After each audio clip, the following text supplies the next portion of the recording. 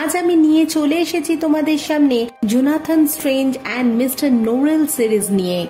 সিরিজের স্টার্টিং এই আমরা জেনে যাই যে 80 সেঞ্চুরিতে ইংল্যান্ডে জাদুকররা পড়তে আর শিখতে তো পারত, কিন্তু জাদু প্রয়োগ করতে কখনোই পারত না। এর কারণেই সমস্ত জাদুকররা মিলে একটি সোসাইটি তৈরি করে, আর এই সোসাইটিতে তারা এসে ম্যাজিক শিখত এবং পড়তেও পারত। এরপরেই আমরা একটি ইয়াং ম্যাজিশিয়ানকে দেখতে পাই, যার নাম হলো নাগুন্ডাস। নাগুন্ডাস সবাইকে প্রশ্ন করে যে আমরা ম্যাজিক শিখতে পারি, কিন্তু কেন প্রয়োগ করতে পারি না। তখনই ওই টিম মেম্বারের মধ্যে যে সব থেকে বেশি সিনিয়র ছিল সে বলে যে আমরা শুধুমাত্র এটা শিখতেই পারি, কিন্তু এটার প্রয়োগ কখনোই করা যায় না। তাই তোমার মাথা থেকে এই চিন্তা ভাবনা একদমই সরিয়ে দিতে হবে, কারণ আমরা কখনোই এটা প্রয়োগ করতে পারবো না। আর এই উত্তরটা শোনার পর সাগুন্ডাসের মনটা খুবই খারাপ হয়ে যায়।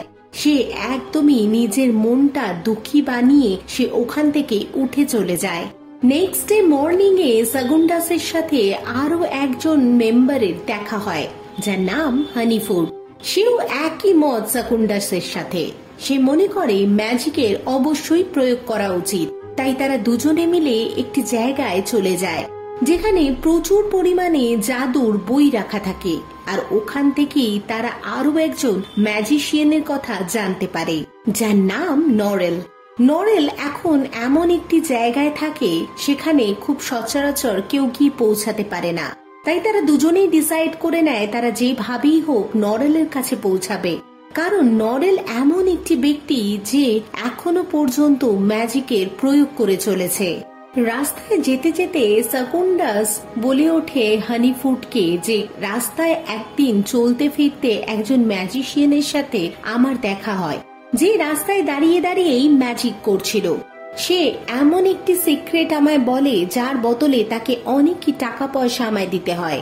হানিফুড অনেকবার জিজ্ঞাসা করার পর সাগুন্ডাস তাকে বলে সে বলেছিল দুজন ম্যাজিশিয়ান মিলে এমন একটি জাদু করবে যে তারপর থেকেই ম্যাজিকের প্রচলন শুরু হয়ে যাবে। এরপর হানিফুড তাকে বলে ওঠে যে আমরা সেই দুজন ম্যাজিশিয়ান নয় তো। তখন সাগুন্ডাস তাকে বলে আমি ওই লোকটিকে জিজ্ঞাসা করেছিলাম, আমি সে তার মধ্যে একজন ম্যাজিশিয়ান নই তো। সে লোকটি একদমই না করে দেয়। এরপর দেখা যায় সাগুন্ডাস আর হানিফুড দুজনে মিলে নরেলের ঘরে পৌঁছে যায়। এরপর দেখা যায় দুজনে মিলে গিয়ে নরেলের ঘরের কলিং বেলটা বাজায়, যেখানে জন নামে একটি লোক দরজাটা খোলে। আসলে জন হলো নরেলের চাকর। এরপর জন তাদের দুজনকে নিয়ে ঘরের ভেতরে যায়। ঘরের ভেতরে ঢোকার পরে সাগুন্ডাস আর হানিফুড দুজনেই দেখে ঘরের মধ্যে প্রচুর পরিমাণে জাদুর বই রাখা রয়েছে। এরপর তাদের সামনে নরেল এসে পৌঁছায়। সাগুন্ডাস তাকে জিজ্ঞাসা করে আবারও যে আমরা এই জাদুবিদ্যা কেন প্রয়োগ করতে পারি না। তখন নরেল তাদেরকে বলে আমি অ্যাডভান্স ম্যাজিক করি, তাই কখনোই এটা সবার সামনে করা সম্ভব নয়। আর এই বলে নরেল তাদেরকে ওখান থেকে চলে যেতে বলে। পরের দিন দেখা যায় আবারও সাগুন্ডাস আর হানিফুড দুজনেই ওই সোসাইটিতে গিয়ে পৌঁছেছে, যেখানে একটি মিটিং ডাকা হয়েছিল। যে মিটিং এ সাগুন্ডাস সবাইকে নরেলের কথা বলে, আর নরেলের কথা এটাও বলে যে চাইলেই সে ম্যাজিকের প্রয়োগ করতে পারে। এতে সবাই অর্থাৎ সমস্ত মেম্বারসরা বলে যে এটা কখনোই পসিবল নয়। তাই নরেল কি করে সবাইকে একটি চার্চের মধ্যে ডেকে পাঠায়। এরপর দেখা যায় সমস্ত মেম্বাররাই ওই চার্চে এসে উপস্থিত হয়। সবাই যখন ওই চার্চে চলে আসে দেখে ওই চার্চের মধ্যে যত ধরনের মূর্তি ছিল তারা প্রত্যেকেই এখন জীবিত হয়ে গেছে, প্রত্যেকেই কথা বলতে পারছে, কারণ নরেল যে ম্যাজিকটি করেছিল তারই ফল এটা। এটা দেখার পরেই ওই মেম্বাররা সবাই অবাক হয়ে যায় যে এটা পসিবল কি করে। নেক্সট সিনে আমরা জোনাথন বলে একটি ছেলেকে দেখতে পাই যে একটি মেয়েকে খুবই ভালোবাসে, কিন্তু জোনাথন যেহেতু কোনো কাজই করে না তাই ওই মেয়েটি তাকে বলে যে আমার পক্ষে তোমাকে বিয়ে করা সম্ভব নয়, তুমি যদি কোনো কাজ জোগাড় করতে পারো তাহলেই এটা পসিবল। এরপর জোনাথন নিজের বাড়িতে ফিরে আসে। বাড়িতে ফিরে এসে তার বাবাকে সে বলে, আমি যে কোনো কাজ করতে রাজি রয়েছি। এরপর তার বাবা সোজা তাকে না বলে দেয়, বলে তোমার কোনো প্রয়োজনই নেই কাজ করার। এরপর দেখা যায় যে জনাথন খুবই হতাশ হয়ে পড়ে। সে সন্ধ্যের বেলা ওই মেয়েটির ভাইয়ের সাথে দেখা করতে যায় আর গিয়ে বলে যে আমি তোমার বোনকে খুবই ভালোবাসি, কিন্তু তোমার বোন আমাকে বিয়ে করতে নারাজ, কারণ আমি কোনো কাজ পাচ্ছি না আর আমাকে আমার বাবা কোনো কাজও করতে দিচ্ছে না। তাই আমি কি করব কিছুই বুঝে উঠতে পারছি না। এটা শোনার পর মেয়েটির ভাই তাকে বলে যে তুমি নিজের উপর ভরসা করো আর ভগবানের উপর বিশ্বাস রাখো, ঠিকই তুমি একদিন না একদিন সফল হবেই। এরপর দেখা যায় জনাথন নিজের বাড়িতে এসে রাতের বেলা ঘুমিয়ে পড়ে। পরের দিন সকালবেলা তার চাকর এসে তাকে ডাকাডাকি শুরু করে, বলে যে তার বাবা অনেকক্ষণ ধরে দরজা খুলছে না, শত ডাকার পরেও কোনো উত্তর দিচ্ছে না। এরপর জনাথন উঠে এসে তার বাবার দরজাটা ভেঙে ভেতরে ঢোকে, দেখে তার বাবা মরে ওখানেই পড়ে রয়েছে। এটা দেখার পর জনাথন খুবই খুশি হয়ে যায়। সে এটা ভাবে যে তার মাথা থেকে একটি বড় বাধা সরে গেছে, কারণ তার বাবা এতটাই নির্দয়ী ছিল যে কারোর ইমোশন সম্পর্কে কোনো খেয়ালই রাখতো না। এমনকি জনাথন কি চাইতো সেই ব্যাপারেও ভাবতে পারতো না, সবার উপর খুবই টর্চার করত। তাই জনাথন খুবই খুশি হয়ে যায় তার বাবার মৃত্যু সংবাদ পেয়ে। নেক্সট সিনে আমরা দেখতে পাই যে নরেল ওয়াল্টার নামে একটি লোকের সাথে দেখা করতে যাচ্ছে আর সাথে তার চাকর জনও রয়েছে। কিন্তু দেখা যায় যে স্টিফেন নামে একটি লোক বেরিয়ে এসে নরেলকে বলে যে তুমি এখন এই মুহূর্তে ওয়াল্টারের সাথে দেখা করতে পারবে না, তোমার যদি দেখা করারই হয় তাহলে তুমি তার বাড়িতে যাও আর বাড়িতে গিয়ে তার সাথে দেখা করো। এরপর নরেল সোজা ওয়াল্টারের বাড়ি পৌঁছে যায় আর সেখানে গিয়ে ফ্রান্সের সাথে যুদ্ধ করা নিয়ে ইচ্ছা প্রকাশ করে। ওয়াল্টার এই কথাটা শোনার পর সোজা নরেলকে নাক বলে দেয়। সে বলে আমার পক্ষে সম্ভব নয় তোমাকে এই যুদ্ধে অংশগ্রহণ করতে দেওয়া। আসলে সেই সময় ইংল্যান্ডের সাথে ফ্রান্সের একটা যুদ্ধ বেঁধে গেছিল। নরেলের ইচ্ছা ছিল যে সেই যুদ্ধে সে জাদুর প্রয়োগ করে ইংল্যান্ডের পাশে দাঁড়াবে, কিন্তু এদিকে দেখা যায় যে ইংল্যান্ডে সমস্ত জাদুকরদের বাধা দেওয়া হয় জাদু করতে, কারণ তারা বিশ্বাসই করত না জাদু বলে কোনো বস্তু হয় বলে। নেক্সট সিনে দেখা যায় জন নরেলকে নিয়ে একটি পার্টিতে যায়।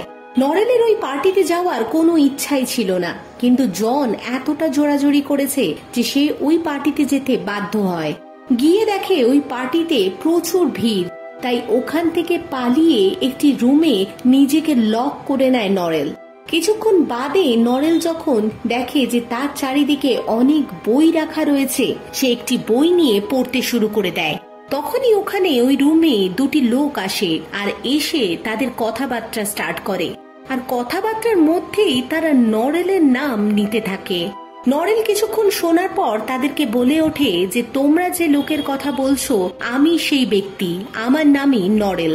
তখনই ওখানে থাকা একটি লোক নরেলকে বলে যে তুমি একটি জাদু দেখাও তো। নরেল তখন কোনো জাদু না দেখিয়ে ওই রুম থেকে বেরিয়ে আসে, আর বেরিয়ে আসার পরেই একটি লোকের সাথে তার দেখা হয় যে একজন স্ট্রিট ম্যাজিশিয়ান। আর এই লোকটি সেই লোক যে সেগুন্ডাসকে ম্যাজিক নিয়ে ওই তথ্যটি দিয়েছিল। নরেলকেও সেই লোকটি একই কথা বলতে থাকে। সে বলে যে দুজন জাদুকর মিলেই এই জাদুটাকে আবারও নিয়ে আসবে এই সমাজে, কিন্তু সে নরেলকে এটাও বলে এই দুজনের মধ্যে একজনই জিততে পারে, যেটা শুনে নরেল খুবই ঘাবড়ে যায়। এছাড়াও ওই স্ট্রিট ম্যাজিশিয়ানটি আরো বলে যে একদিন রেবেল কিং নামে একটি লোক আসবে আর এসে সবকিছু ছিনিয়ে নেবে, যেটা শুনে নরেল আরো বেশি ঘাবড়ে যায় আর ওখান থেকে পালিয়ে যাওয়ার চেষ্টা করে।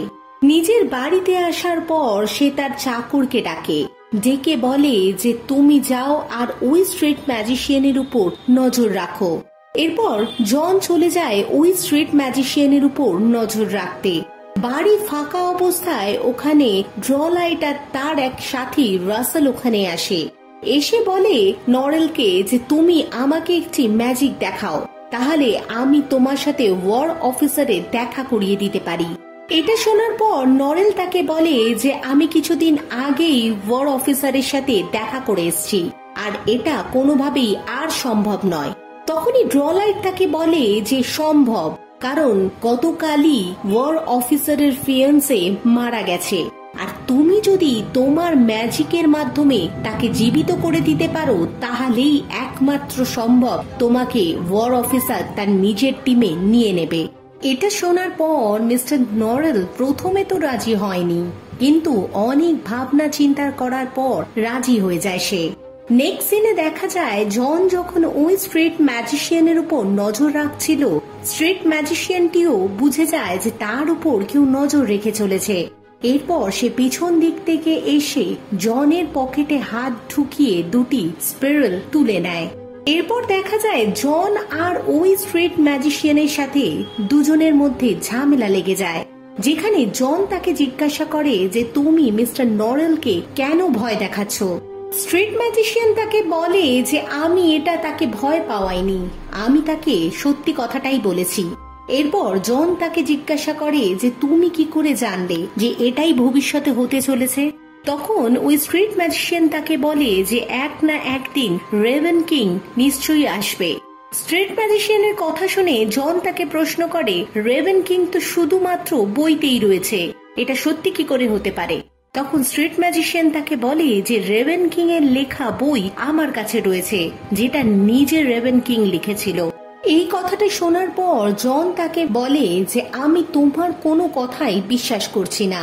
এরপর দেখা যায় ওই স্ট্রিট ম্যাজিশিয়ান নিজের পকেট থেকে ট্যারট কার্ড বার করে ভবিষ্যৎবাণী করতে লাগে, যেখানে চোখে পড়ে যায় যে ওই ট্যারট কার্ডে উঠে আসে ব্ল্যাক রেভেনের মূর্তি, যেখান থেকে পরিষ্কার হয়ে যায় যে ভবিষ্যৎটা কি হতে চলেছে।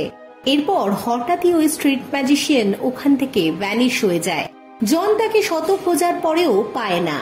নেক্সট সিনটায় দেখা যায় যে জনাথন একটি জায়গায় ঘোড়ায় করে যাচ্ছিল, আর ঠিক সেই সময় দূরে দেখতে পায় একটি লোক মাটিতে পড়ে রয়েছে। এরপর জনাথন যখন তার কাছে যায় দেখে একটি লোক ঘুমিয়ে রয়েছে, আসলে ওই লোকটি হলো স্ট্রিট ম্যাজিশিয়ান। এরপর ওই স্ট্রিট ম্যাজিশিয়ান যেটা জনের থেকে চুরি করেছিল দুটো স্পেল, সেটা জনাথনকে বিক্রি করতে চায়। এরপর জনাথন তাকে বলে যে আমি কোনো ম্যাজিশিয়ান নই, তাই এটা দিয়ে আমার কোনোই কাজ হবে না। এরপর স্ট্রিট ম্যাজিশিয়ান তাকে বলে তুমি একজন মহান জাদুকর, তুমি নিজেও জানো না তুমি কি। স্ট্রিট ম্যাজিশিয়ান এটাও বলে যে রেভেন কিং তোমাকে নিজে সিলেক্ট করেছে, তাই তুমি নিজেও জানো না তুমি কি, তাই তোমার উচিত এই স্পেলগুলো কিনে ম্যাজিকের প্র্যাকটিস করা। এটা শোনার পর জনাথন তার থেকে দুটি স্পেলই কিনে নেয়। বাড়ি গিয়ে যখন তার গার্লফ্রেন্ড আর ভাইকে ওই দুটি স্পেল দেখায়, তার ভাই তাকে বলে যে তোমাকে ওই লোকটি একদমই বোকা বানিয়ে দিয়েছে। এরপর জনাথন একটি স্পেল হাতে তুলে নেয়, যেটাতে সে তার শত্রুর মুখ দেখতে পাবে, আর দিয়ে সেই স্পেলটি নিয়ে আয়নার সামনে ধরে। ঠিক তখনই রেভেন কিং এর মুখটা ভেসে ওঠে। তখনই জনাথন বুঝে যায় সে একজন জাদুকর, তাই তখন থেকে সে ভেবে নেয় যে এবার থেকে সে জাদুরই প্র্যাকটিস করবে। এরপর সিনটা চেঞ্জ হয়ে আবারও নরেলের দিকে চলে যায়। নরেল চলে আসে ওই ওয়ার অফিসারের ঘরে, যেখানে গিয়ে দেখা যায় যে ওখানে তার ফিয়ান্সে একটি জায়গায় শুয়ে রয়েছে। এরপর সে সোজা ঢুকে যায় ওই রুমে যেখানে ডেড বডিটি পড়ে রয়েছে, আর ওই রুমে ঢোকার পর সবাইকে ওই রুম থেকে বার করে দেয়। এরপর সে একটি বই খুলে নানা ধরনের মন্ত্র উচ্চারণ করতে লাগে। তখনই তার সামনে হাজির হয় একটি ফেয়ারি। ফেয়ারি হাজির হওয়ার পর তাকে জিজ্ঞাসা করে যে তুমি আমাকে কেন ডেকে পাঠিয়েছো। তখন নরেল ফেয়ারিকে বলে যে তোমাকে যেভাবেই হোক এই মহিলাটিকে বাঁচিয়ে তুলতে হবে। ফেয়ারি তাকে বলে যে আমার তার জন্য কি প্রাপ্য। নরেল তখন তাকে বলে যে তুমি কি চাও। ফেরি অনেক ভাবনা চিন্তা করার পর তাকে বলে যে আমি আমার দুনিয়াতে একদমই একা, তাই এই মেয়েটার অর্ধেক জীবন আমার চাই। নরেল কোনো কিছু না ভেবেই ফেয়ারিকে হ্যাঁ বলে দেয়। এরপর দেখা যায় যে ওই মহিলাটি সোজা উঠে বসে আর চিৎকার করতে লাগে। এরপর ফিয়ান্সের আওয়াজ শুনে সোজা সবাই বাড়ির মধ্যে ঢুকে যায়। আর ঢুকে গিয়ে দেখে যে লেডি পোল বিছানায় বসে রয়েছে। আর লেডি পোল যখন দেখে সে জীবিত হয়ে গেছে, সে আনন্দে নাচতে লাগে। তখনই একটি দাসীর নজরে পড়ে লেডি পোলের হাতের ছোট আঙুলটি অর্ধেকটা রয়েছে। লেডি পোল এটা জানার পরেও সেদিকে আর গুরুত্ব দেয়নি, আনন্দেই নাচতে থাকে। আর নরেলও এই সুযোগ বুঝে ওখান থেকে সোজা বেরিয়ে চলে যায়। আর এখানেই এই মুভিটির শেষ হয়ে যায়।